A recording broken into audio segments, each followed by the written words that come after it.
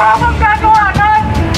Ang kalaban natin ang mga kurakot. Hindi naman may ibang mga Tagalog o Bisaya.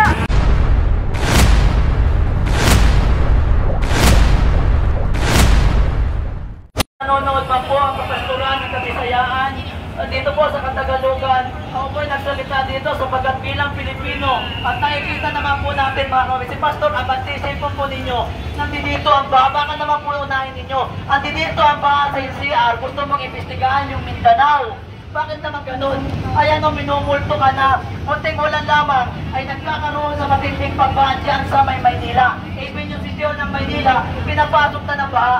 So bakit yan? Unahin mo na yan, Pastor Abante. Malaki ang pag-alam ko sa mga pastor, mga kababayan. Ngunit sinasabi din naman ng Bible na hindi po lahat na nagpapakilalang silpanugan ay dapat po nating paniwalaan. Sapagkat marami po diyan ay mga tinatawag po sa Bible na bula ang propeta. Kaya si Pastor Abante, hindi ko siya inusgan. Ngunit ito po lang mga kababayan na aking sinasabi, maaaring matawag po natin siya na bula ang propeta. Tandaan po natin, ano po ang sinabi ni Pastor Abante? Dapat daw pangalanan ni Mayor Magalong ang mga congressman na tinatawag po doon na nabanggit or sangkot dito po sa mga anomalyaw na ito. Pero ano nangyayari? Hindi po nila pinapadala ng imbitasyon si Mayor Magalong, mga kababayan. Diba? So malinaw po na malinaw itong si Pastor Abante. Sabi niya, pangalanan ni Mayor Magalong upang hindi umano nadadamay ang katulad nilang matitino.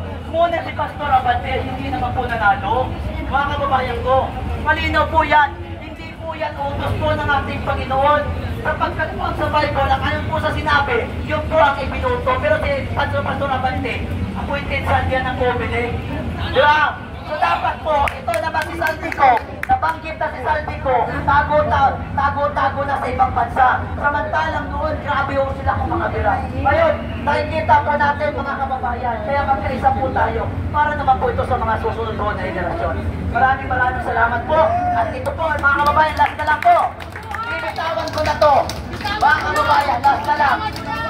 Sabi nga minapanood ako na isang aktor niya, sinasabi niya, naanood pa man, alam natin, yung Bongbong Marcos. Kapag ka ang isang pinuno ay pre, ang kanyang nasasakupan ay nagkakawatak-watak. Ito na ang nangyayari ngayon. Malinaw po na si Bongbong Marcos ang dapat natin sisihin. Bagamat dapat natin sisihin ang mga diskaya, even yung mga kontraktor sapagkat sila ay nagulimbat ng kaban ng bayan. Ngunit hindi ito mangyayari lahat kung hindi sa kahinaan ng pagiging Pangulo ng ating Bongbong Marcos. Po yan na malinaw. Kaya yung mga nagrarali dyan na yung binabanatan ay mga diskaya lamang. Gaya ng sinabi ko, bagamat sila ay atin dapat pusgahan, sila dapat ay managot.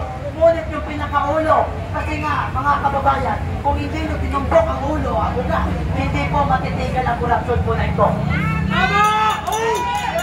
Kung diskaya lamang ang ating tuturusin, paano naman? Kung ang mga diskaya ay uubod ng yaman, paano naman yung mas baka na nakakataan nito? Marami po dyan na hindi lamang isinasupubliko ang kanilang mga ari-arian, ngunit marami dyan na higit na mas mayaman kaysa mga diskaya. Mga kababayan, na-mention na si Martin Romualdez. Anong aasahan natin ngayon sa Blue Ribbon sapagkat nagkaroon ng direktor? Mga kababayan, anong ating aasahan sa Kongreso? Sapagkat naman ang Kongreso marami mga input dyan. So paano natin aasahan ito? Paano natin? Kaya tayo po ang bibigayon ng solusyon. Magsama-sama po tayo kung patinyuan na kayo naman din ay nahihirapan. Alam nyo kapag ako'y pumupunta sa Manila sa orasyon ng baha, naawa po ako sa mga senior citizens. Even yung PGS, binabaha na dapat yung takbuhan ng mga kababayan natin na mayroong mga sakit. Dapat yan yung pinaka-secured na lugar para po sa may mga sakit po natin ng mga kababayan.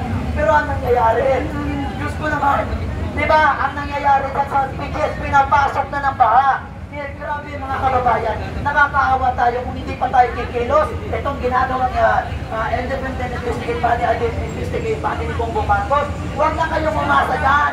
Dahil siya din naman nagpumili niyan. Lahat ng yan ay ililis ng mga kababayan. Lahat ng yan ay hindi tutumbukin si Saldico, hindi tutumbukin si Martin Romualdez, at hindi matutumbok ang pinaka-author na alam naman natin na ang ating Pangulo ang nagpipirma sa lahat po ng budget ng ating gobyerno. Ngayon na yung basang pinapangalanan. Nang napangalanan ito, kaya natin gumano. Ang sabi ni Bongbong Marcos, kailangan na nating suriin.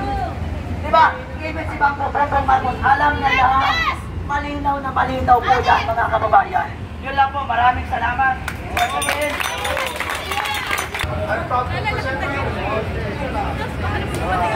Miss Cecil Salvador.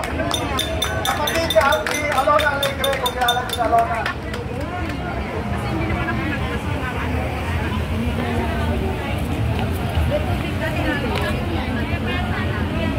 Magandang gabi po sa inyong lahat.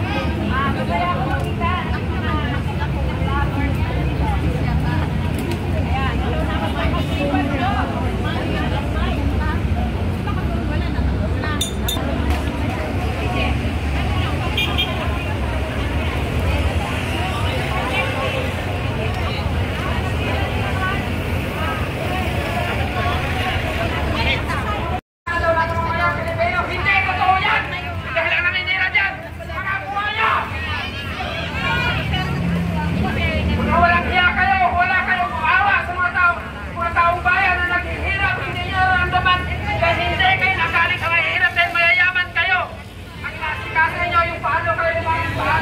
Paano kumita yung mga negosyo ninyo? Sana, kaya ngayon nakapanood ngayon, lumabas kayo sa mga tahanan ninyo, isigaw natin ang ating kapayarihan. Dahil kung wala sila, kung dahil ano, wala sila doon. Kanina kami, tanghali eh. Jacob. Balik-balik.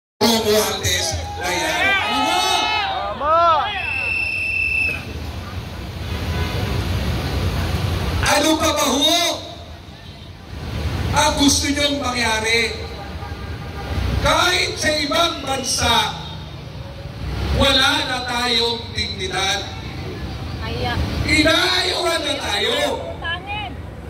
Yung South Korea na, binabawi na ang pagpapaw.